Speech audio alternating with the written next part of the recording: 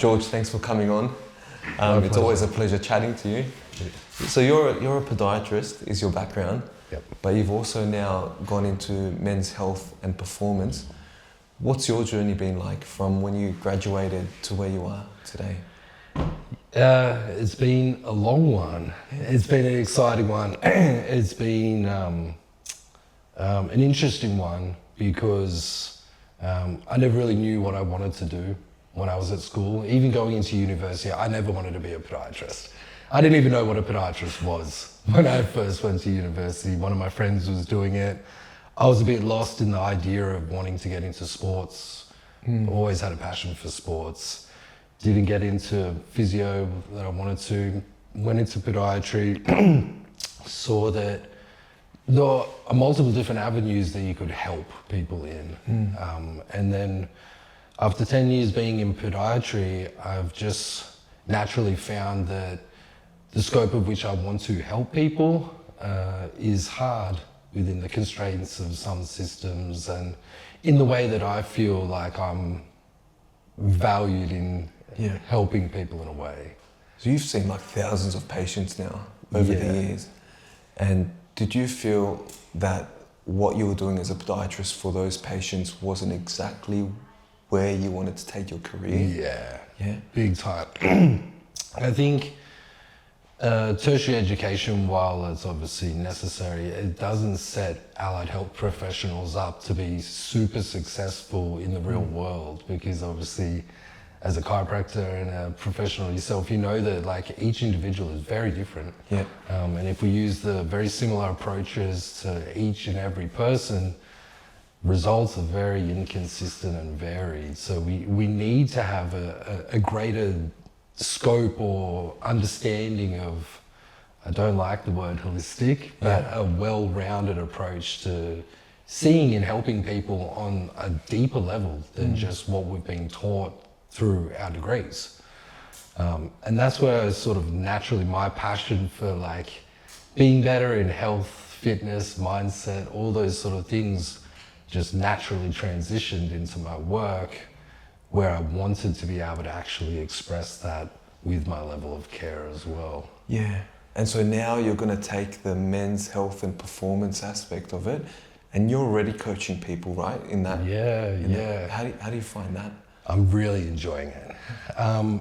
Because when there's a big difference that I have found personally between people that are coming that really want to change or just want to get out of pain.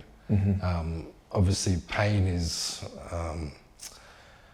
debilitating nonetheless, and people experience it in a lot of different ways, but there's deeper levels to pain. There's the physical pain, and then what they're feeling as a result of that pain in their life, in their relationships, in their finances, in their meaning, in their purpose.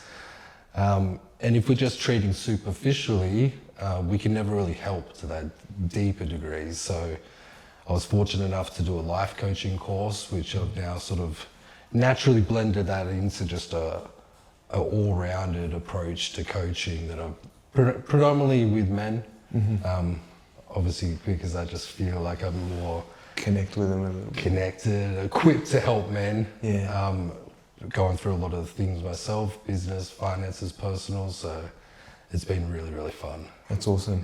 See, it's hard sometimes when we're allied health professionals to implement that sort of level of coaching or guidance within a treatment or a consult room, because we're so limited on time, on resources. The patient isn't necessarily walking in for that sort of guidance either. Correct. So it's hard to deliver that to a patient without it coming across a little bit weird.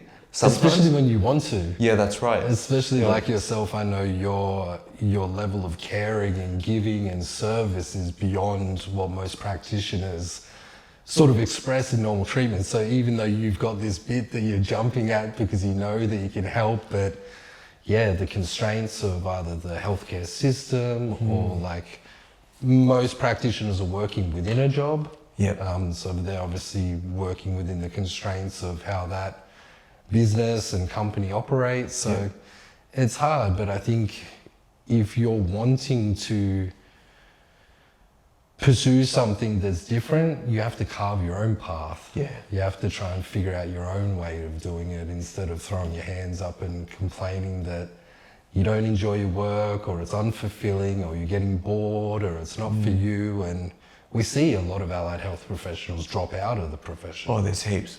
Physios, podiatrists, chiros, they just leave. Yeah.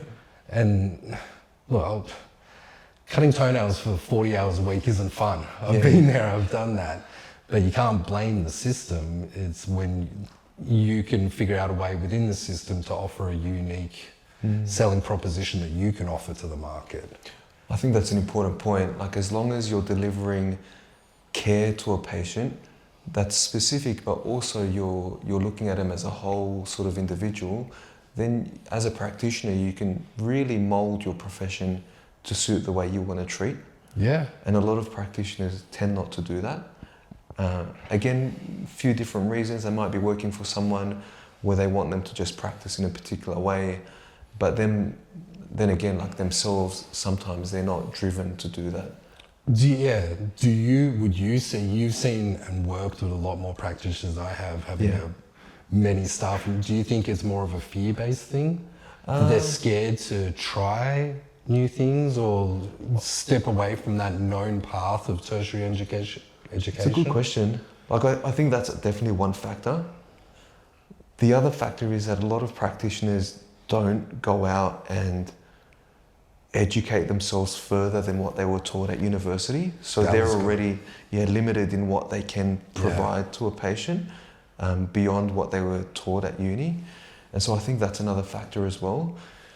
And it takes a special sort of practitioner or individual to actually want to go above and beyond and do these sorts of things that you're doing at the moment. So it's a bit of all those things, I think. Of course. I think what you said is super important though, is that following university, most people, I would say just not even pigeonholing allied health or the medical system, most people, when they leave university, they stop learning. That's right. They continue that, they don't continue that learning process. Unless they have a passion in something like Exactly. fitness and health, like yourself, and coaching other people and performance. Yeah, or usually if it's learning, it's self-directed learning for interest in themselves, but not to pursue career development on top of that. It's like personal endeavors. But I think if exponentially, if we want to grow our careers as well, there's new learnings, new developments. All the time. Yeah, new truths that need to be found and sought after. So I think it's the responsibility of the person. I agree. Especially if you're stuck in a position or an allied health role that you're feeling unfulfilled in, it's your obligation and responsibility to find something from that. So then for podiatry specifically, what's like one of the biggest lies that people have been told in terms of their posture and their foot health that you've heard over the years, having treated so many people? Because I imagine there's quite a few. There's a lot of lies. A lot of lies in podiatry. And I think overarchingly, something that I believed early on but have changed my mind on is one of the biggest lies, is especially podiatry specific, is footwear and orthotics. I was going to mention that. Yeah, I'm wearing the barefoot shoes here today. Yeah, I think we've both got the barefoot You've got shoes them on as well? today as well. I think that is the biggest lie ever sold, and I don't think it was sold just to podiatrists, but I think it's obviously with us as well, with chiropractors, we hear it as well. The consumerism, I think, like shoes, width of shoes, depth of shoes, shape of shoes. We live in a world that it's made for profits. Shoes are aesthetic, they've got sharp edges, they're pointy, they're everything aesthetically that a human being loves. Whereas you look at a barefoot shoe and they're flat, they're round, they're bulbous, they look like Harry Potter, Lord of the Rings shoes, they don't sell. But I think one of the biggest lies is that we need cushion under our feet, that we need a lot of support, we need rigidity, we need control. I think a lot of that stuff needs to be found within the human themselves before they go into shoes like that. We were born without shoes, our feet were born perfectly, and they become deconditioned when we start putting them into foot coffins, Yeah. and they lose their ability to move, to bend, they lose their strength. In turn, the feet are the first point of contact with the ground, so posture changes from there. So our inability to have strength in the feet obviously affects the Whole chain the up. whole chain. Yeah. So would you recommend that most people wear barefoot shoes, or if they're in some sort of like a degree of pain, would you recommend that they start with like training wheels, I guess, and then progress into more Big time. Yeah. Yeah, I agree completely. It's all very contextual. Obviously, even with orthotics, horses for courses, right? There's a time and a place for any tool. And I guess orthotics are just a tool as well. Like braces for wrists, elbows. Like we can use them intermittently, obviously, to get out of pain or to help with the process of moving someone from injury back to better quality of life. I think a conditioning period of transitioning from the comfort shoes to a barefoot shoe is necessary, because if you go from cushion to nothing, you're gonna have a bad time on the concrete after a while. Even me, like when I first put barefoot shoes on, it took about, I'd say, 2 weeks before I got used to them. Yeah. Because you feel everything. Yeah. And then I noticed my calves were very tight and they weren't entirely comfortable at first, but now I prefer them over cushion shoes. Likewise. Yeah. Yeah. And even me, for the first 6 or 7 years of my career, I wore R.M. Williams boots to work, because obviously you're the professional now. You got to wear the suit and the tie and the boots, and it's not that they're a bad boot, but because of the shape being so pointy, so thin, I started getting sore toes. And I'm like, I'm the podiatrist with a sore big toe. And it was just the footwear, and I've been in barefoots for maybe 7 or 8 years now. And when I go to a wedding and I have to wear shoes, my feet are killing the day after. They hate you for it. What about kids then? I've got 2 young kids. Would you recommend putting them in barefoot shoes as well? Or would you prefer that they just go barefoot most of the time while they're around the house, and then when they go out, they wear cushion shoes? Or because I know they make barefoot shoes for kids now too. Yeah.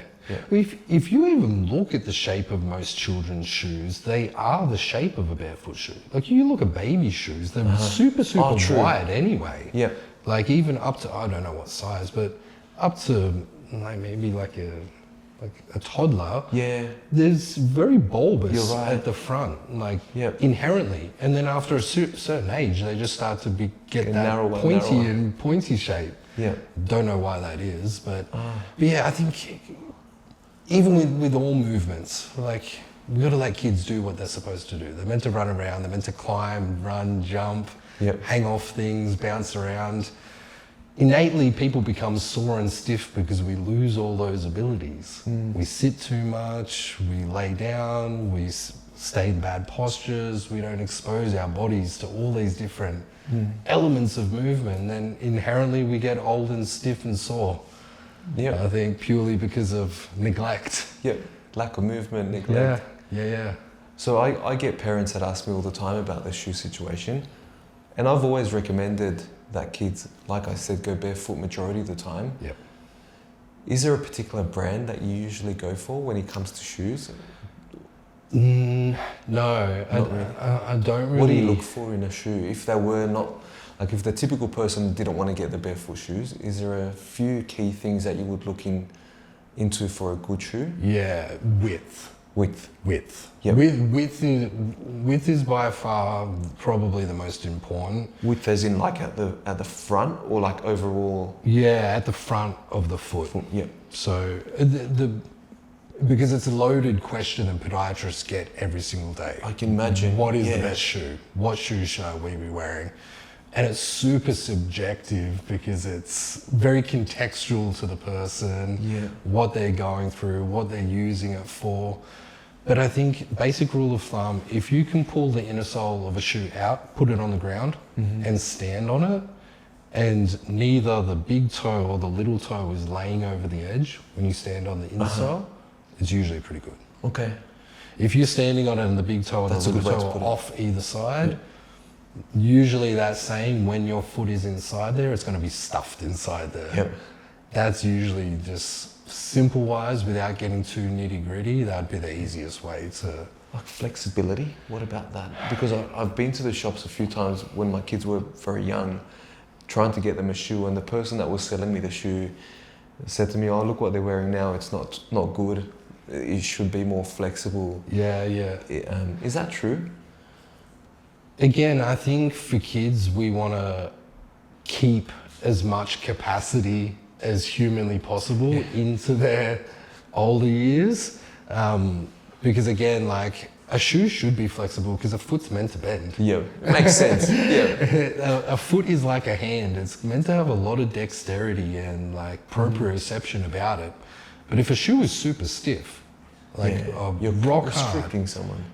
you're restricting movement, you're Yep. restricting feedback from the ground, you're restricting a whole lot of elements that the foot is supposed to do, and it's just being governed by cushion, space, other elements in between that reduce the feedback from ground to body. So I think over time a stiff shoe is probably not the best, but again, circumstantial. If you're looking at older people, injuries, offloading for pain, again, very contextual. But for kids, let them do their thing. Yeah. Good. Awesome. Okay. So, look, as chiropractors downstairs, we don't deal very much with foot conditions, or we try not to, because we refer them on to people like yourself. But a few of the common things that we usually see are plantar fasciitis, Achilles pain, shin splints. Why do you think so many everyday people are experiencing these issues? Chronic injuries and pain, like, it's not normal for like tendons to be overused all the time. And I think a lot of people suffer from a lot of overuse injuries because the body is being deconditioned to tolerating life. What I mean by that is that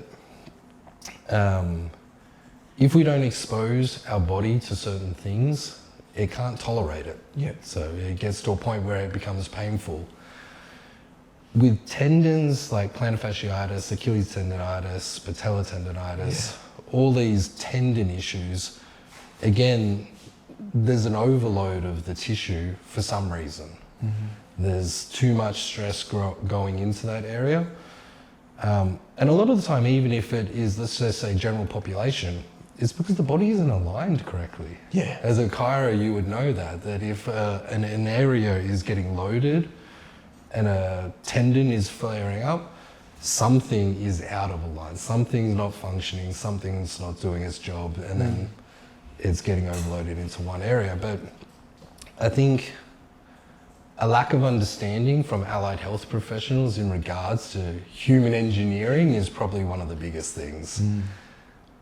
Exercise and movement prescriptions, I've just found over the last 10 years of clinical practice, is terrible, to say the least, in the allied health professions.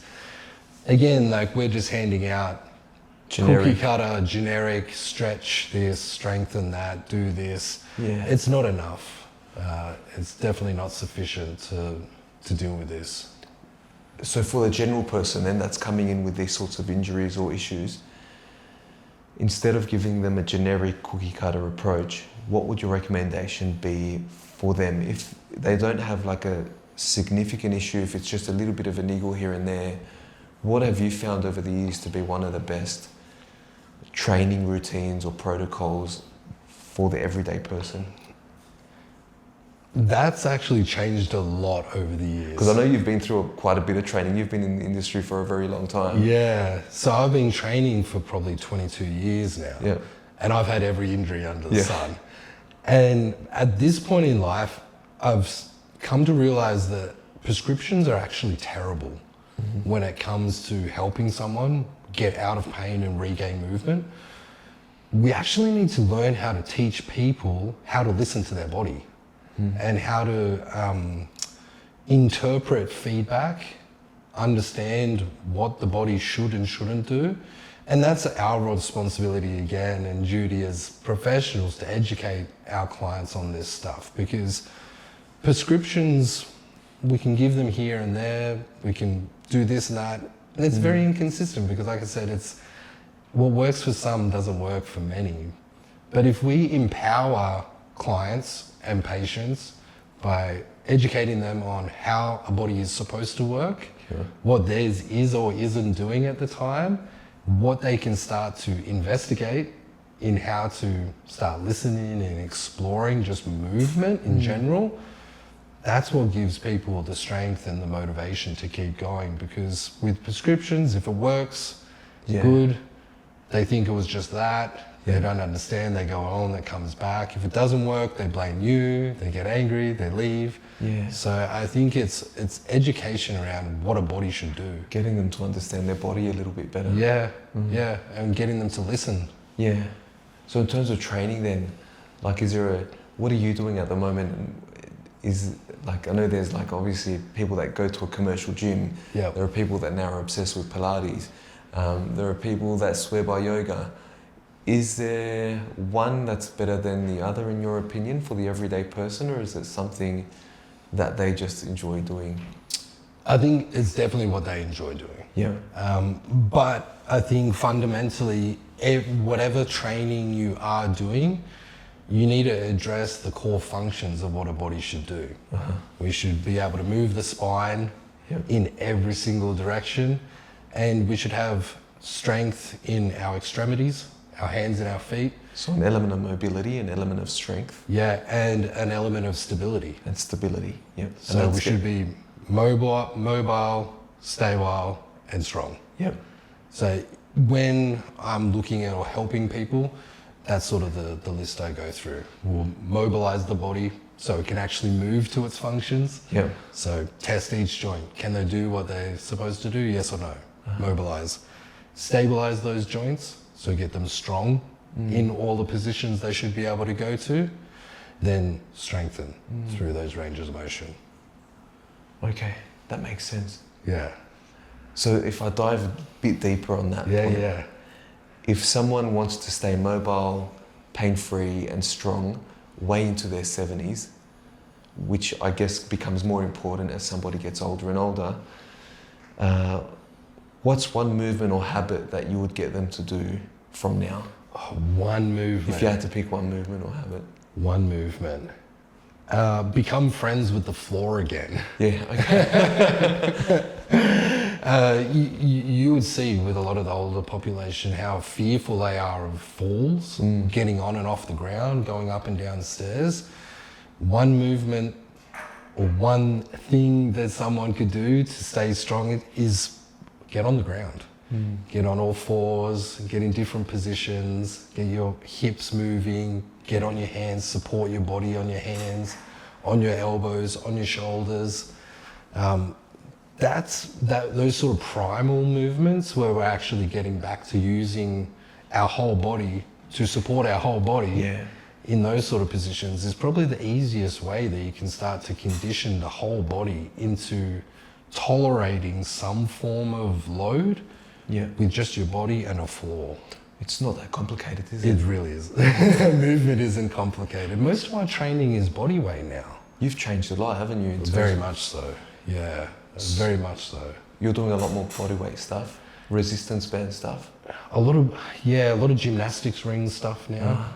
Just chin-ups, dips, anything on rings, whereas predominantly for the last 20 years, bodybuilding style training, which again leads itself to its own problems, dysfunctions, range of motion deficits, chronic overuse injuries, massive imbalances between the body, but body weight training really can unwind a lot of that stuff.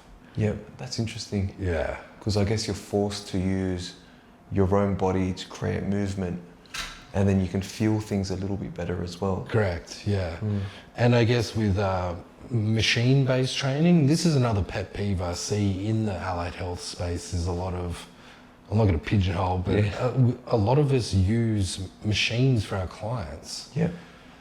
And before even building a foundation of strength and stability and mobility with the body itself, which again, when we go into a machine or something like that, the body's only going to find a way to be most efficient at doing what it's supposed to. So if it's already got a problem, it's going to work its way around that. That makes sense. So these machines are just masking and just putting tape over people's problems, thinking that they're getting stronger because the mobility and the stability element have been removed. It's just And strength. then they're using strength as a variable or a proxy for progression, whereas strength doesn't mean, just because you're getting stronger doesn't mean you're getting more physically capable or reducing pain See it all the time. all the time. And especially those that don't have much education around the gym or how to use equipment at the gym, or people that have just started their journey, they're not given that guidance, or they don't have a good coach, or they haven't even engaged in a coach, and they go there and they're getting stronger, they're lifting bigger weights and they're pushing more weight, but then their biomechanics are all off. Yeah. You see imbalances in their bodies pop up all the time. Exactly. And then trying to correct those or retrain correct movement patterns becomes a lot harder. It's taken me 20 years to correct a lot of these problems that I built from machines. Yep. Again, you were saying the biomechanics are off. The machines weren't designed for our body. They were designed. Yeah. That's it. Yeah. So the way that strength curves work, lever arms work, force vectors, none of those things were designed exactly for you. So we're trying to like cram and stuff our body into a machine that could probably be doing more harm than good. Yep. So I think expression of movement is best done when we can figure it out for ourselves with just our body. Yep. This is why gymnasts and yoga teachers do things that people think is impossible. They're because incredibly strong as well. Exactly, and it's very transferable. You get a gymnast into a gym and he could lift all that stuff. You get a yoga person into a gymnastics setting, they can do that. But you get a bodybuilder into any of those and they're going to Forget it, I'll break fail something. miserably. Yeah, that's a good way of putting it. That's a good point. Yeah, Yeah, okay. So going back to now like the podiatry aspect, yeah. because again, I'm interested in this. We get this question a lot. But just from your point of view as a podiatrist when you're treating people, can you, like if you get a patient that comes in, can you see something in their feet that usually predicts like a bigger health problem? Is that something that you can pick up on early as a podiatrist? There are definitely things you can look at in somebody's feet that paint a bigger picture of how that body is moving. Because I've had this question before where a patient has come in and they've pointed to their feet, and they've pointed at a few things and they've said, oh, I don't know what's going on here. And then you look at their bloods and you look at their overall health, and their overall health isn't the best either. Is there a correlation at all with any of these things? For health, I haven't delved too deep into that. But usually if you can, looking at a foot, you can tell a lot about how that person can or can't express movement. Because if it's stiff, if the toes are all bent or pulled up and retracted, or it's deformed in any way, you can tell that there's a leakage of power somewhere. So if the foot is the only place that's in contact with the ground, well, with the earth all the time. So if we've got a leakage or a dysfunction at the only place that contacts the earth that gives us feedback, we can say that the system isn't going to be completely optimized. Obviously, the big toe drives the glutes drives forward movement, the glutes fold the body, all these sort of things. So if we can look at the foot and it doesn't have that nice wide structure, or toes are bent, or we've got bunions or toes that are crossing over, globally that's a weak body. And a weak body is usually a sick body.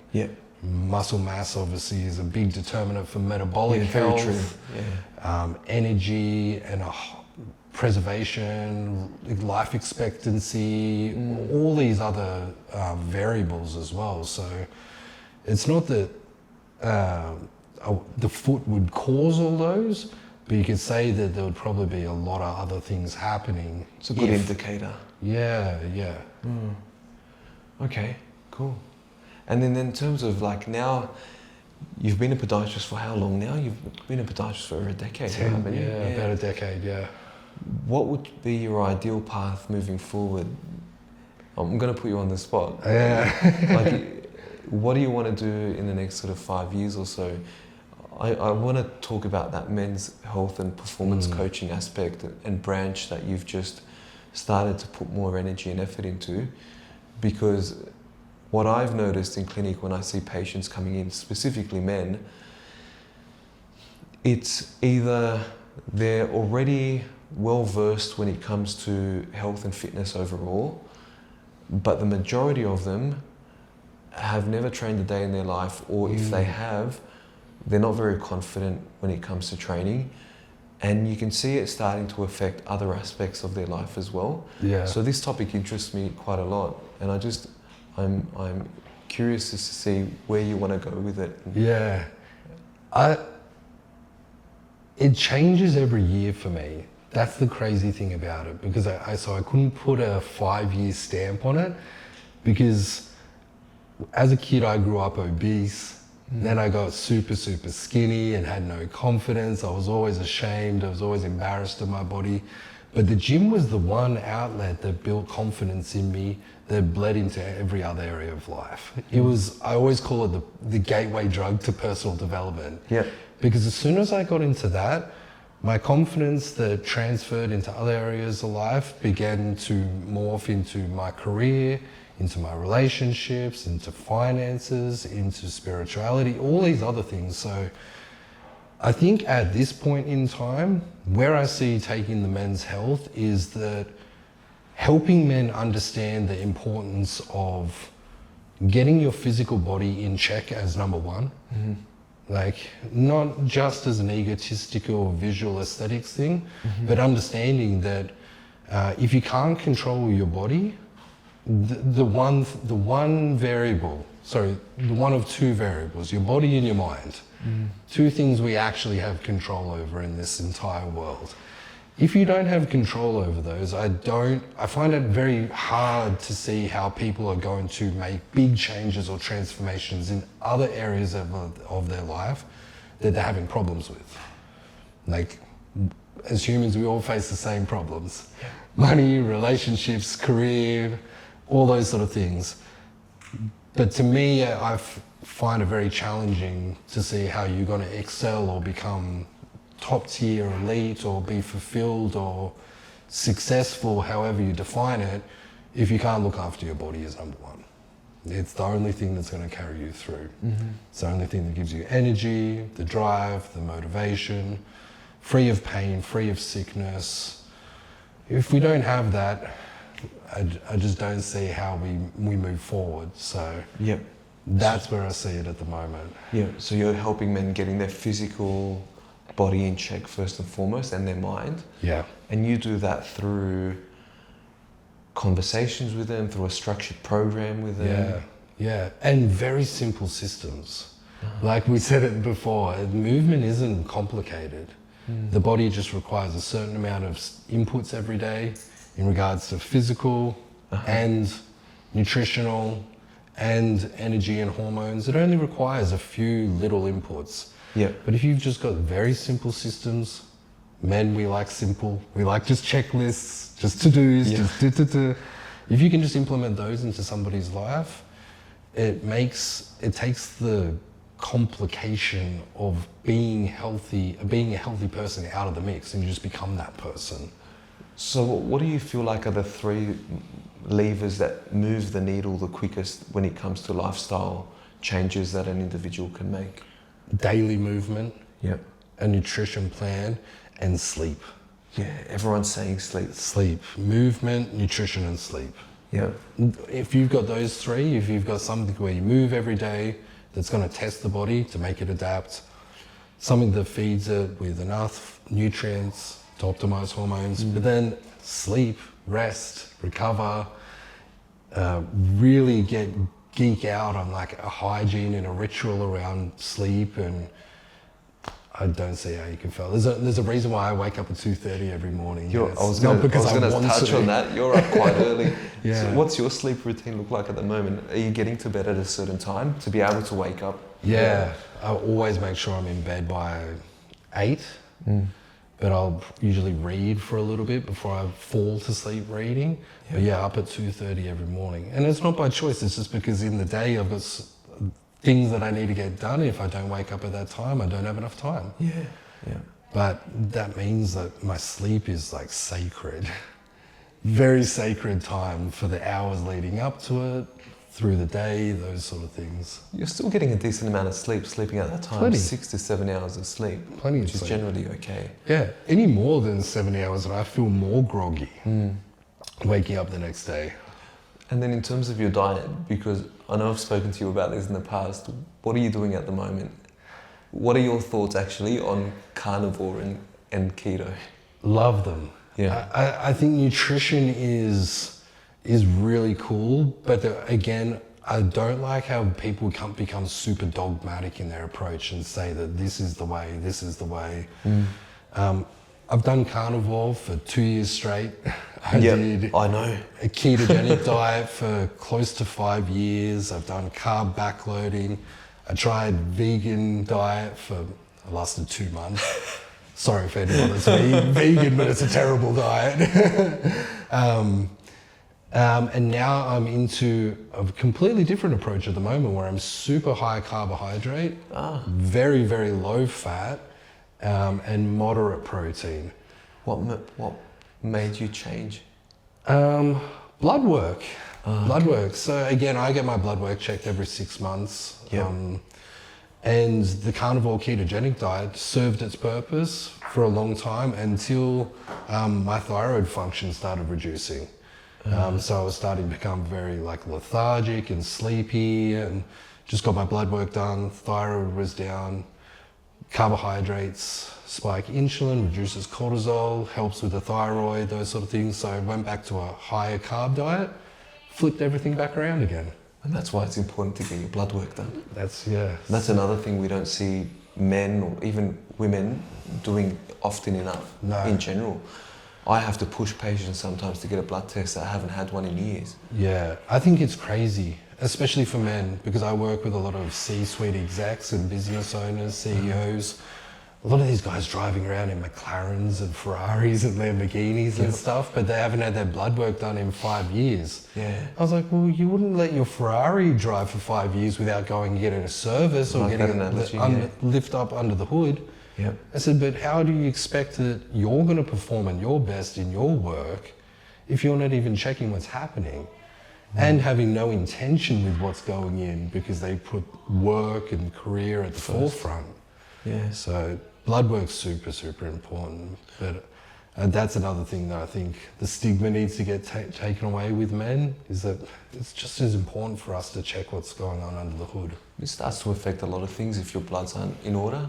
Your energy, your mood, if you're talking to men of that caliber and that level, they need to perform well. And if something's off in their bloods, that can affect anything from performance, drive, energy. Big time. Yeah.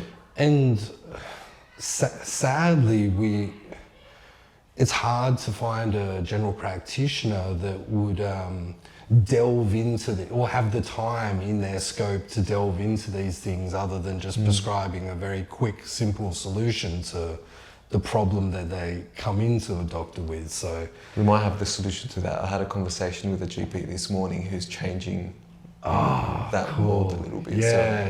I'll talk to you about symptom traders. I think that's one of if there's one thing that really hurts me to my soul working in healthcare and working in a space where we have the opportunity to help people is treating symptoms.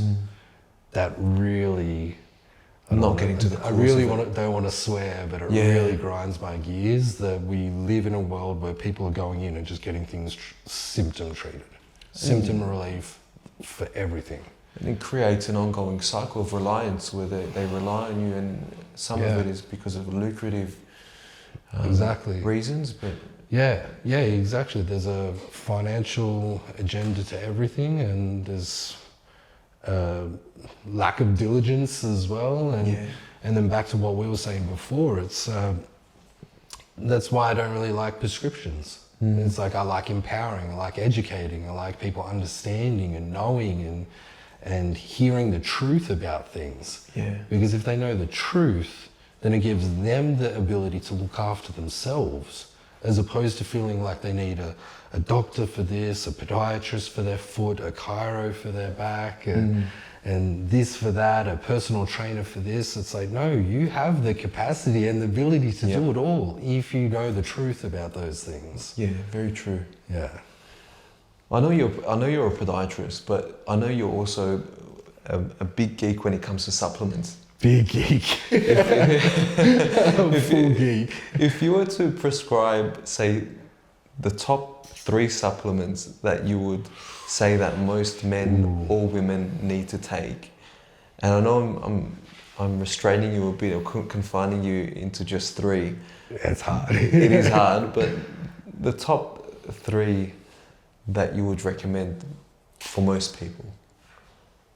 Well, people probably don't see it as a supplement, but I would say the first one's electrolytes. Yeah. I would say mineralization of the body. I think that is huge. Again, we're salt's demonized. This is reduced low salt. Yeah. Muscles in the body works, and all it needs is electrolytes. When I was doing the carnivore diet, I was doing 72-hour fasts every week. Yeah, wow. All I'd have is water and electrolytes. So we don't need a lot of stuff. So electrolytes, let's just say maybe magnesium falls under that as well. Yep, we can couple that together. Let's couple that together. Yeah. I'm a big fan of collagen these days. Ah, that's interesting. I haven't looked into collagen very much, but there are people that swear by it, and there's a lot of research now behind it. Big fan of collagen now.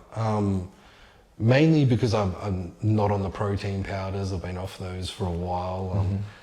Smashed those when I was younger because obviously gains. But, but collagen is like the glue of our body. It's like the connective tissues, the white tissues, the joints, the ligaments. So I think obviously as we age and all that stuff starts to become more brittle and compromised, I think having more glycine and bone broth and collagen and those sort of things, as well as like gut health, is like, it's a big component of just like, there's like a multi-spectrum approach to collagen. Yep.